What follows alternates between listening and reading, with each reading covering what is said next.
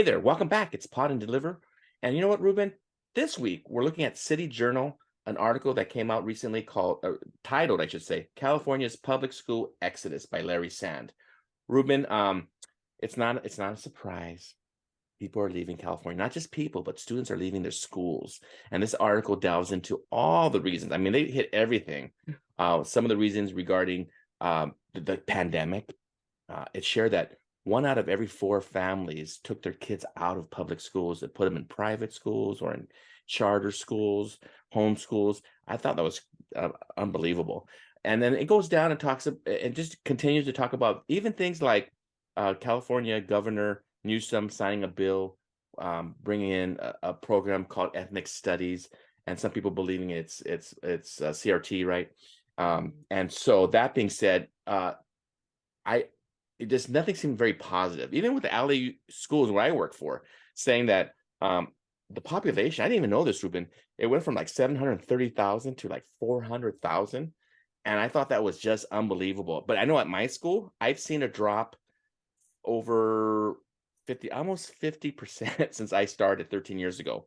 And I'm like, wait a minute, we had 3,100, now we have close to 14. It's just unbelievable. And so I just think that some of the things that are brought here should be talked about. And what did you think, Ruben? What are a couple of things that kind of stood out to you regarding this idea of people leaving not just California but the schools? I think several things I want to underscore in the article, including 46% of students were chronically absent, which is more than double the previous year.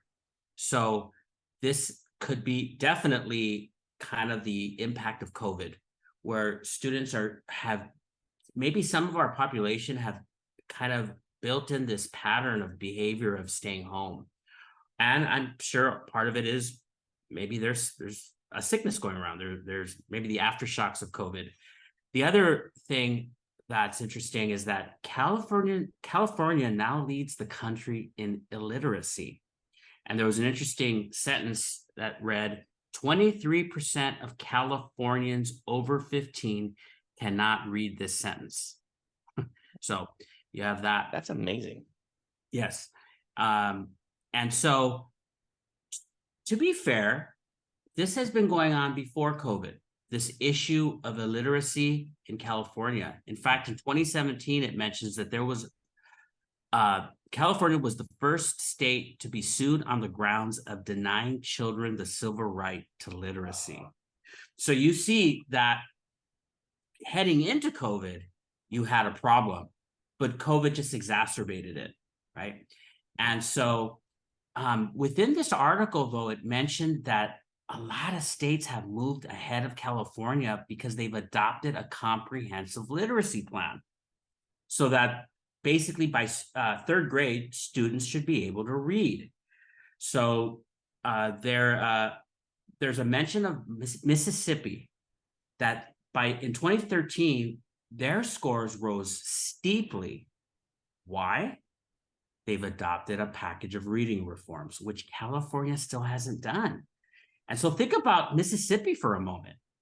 It is the poorest state in the country. So why don't we adopt this kind of thing? And by the way, when we talk about part of this strategy of reading reforms, there was a discussion or a mention of Emily Hanford, who has talked about the science of reading. So that has popped up a few times in this article and other places, but the science of reading includes phonics and other evidence-based techniques that were really adopted and emphasized in states like Mississippi and other states. And there's not been a lot of talk about this, but I do in California, but I do want to mention California has hired teaching coaches in impoverished areas in the state. So there is movement. We don't want to paint the darkest picture, but a lot of critics are saying not a lot of movement to this problem. Yeah, I mean, you mentioned regarding language and students learning and going from it being illiterate to literate, and phonics being maybe states are figuring it out. I know I just listened this week, Ruben, to I think it was mayor of New York saying, you know what we're going to do? We're going to go back. We're going to, he didn't say go back to phonics. He says, we're going to do phonics in schools. And I thought, hey, yeah, I mean, doesn't that make sense? And I think because schools just start, they focus in areas where they shouldn't be focusing, obviously, and they forget, the ABCs, right? They forget the pieces that just make sense, and phonics makes sense. And so I'm glad to see that cities, and you mentioned, these southern states that are doing that, and why not California? I think the article really was just kind of getting. It seemed like the guy was frustrated because at the end he was saying, hey, you know what? There's all these things happening. Even 50% of it, like they surveyed 800 people, 50% of the people who were surveyed were Democrat, and even they said they gave like D's and F's to the public school system in California. 21% said, you know what, we give them a D or F, which was big because of who they surveyed. But yeah, I think this is not a state to say, hey, let's throw in the towel. There are good teachers, we have good instructors, we have good programs. I think it is a mistake if we just totally go into the social piece and worry about that and lose focus. Let's go back to the ABCs. Let's go back to phonics.